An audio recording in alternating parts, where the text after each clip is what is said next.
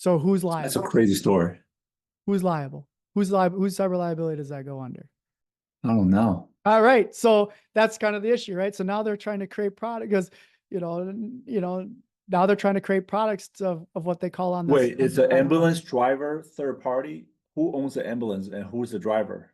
Well, Is it it two was a separate third company party or that one owned the company? ambulance. Third party owns the ambulance, and they're just Yeah, most using the ambulance are third party. yeah, and they're just using the system, from the hospital when they get sent out to that location, right?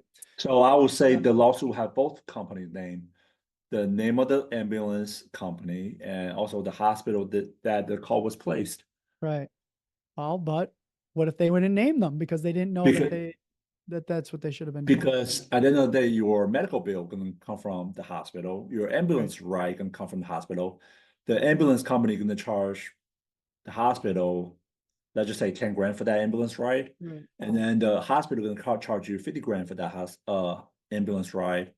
So the people responsible are the direct people that's sending you the bill,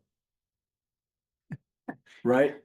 Right. And I'm trying to go down this rabbit hole because Yeah, you could go down this rabbit hole, but you can see where some of these changes are happening. It's like there's these downhill effects. It's not just always the company, right, that gets hacked, that is the one that gets affected, negatively affected. There's downstreams to that negative effectiveness, right?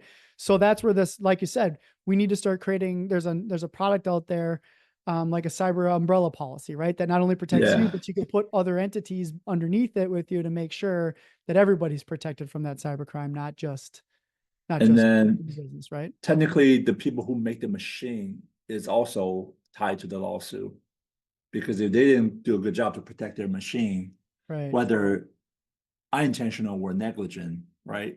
Right. So that's three liable. Right.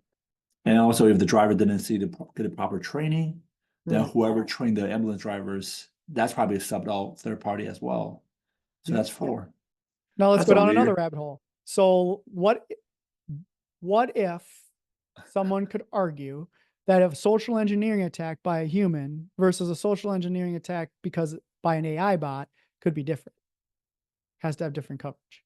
What if there's all these different routes that could start looking at what could happen if a difference between a deep fake, right? Because you're using Mhm. AI and you get hit with a deep fake where, right, you think you're talking to the CFO, it all looks the same, right? Everything. I mean, how do you say, hey, I was the one being fooled when I literally thought it was that person?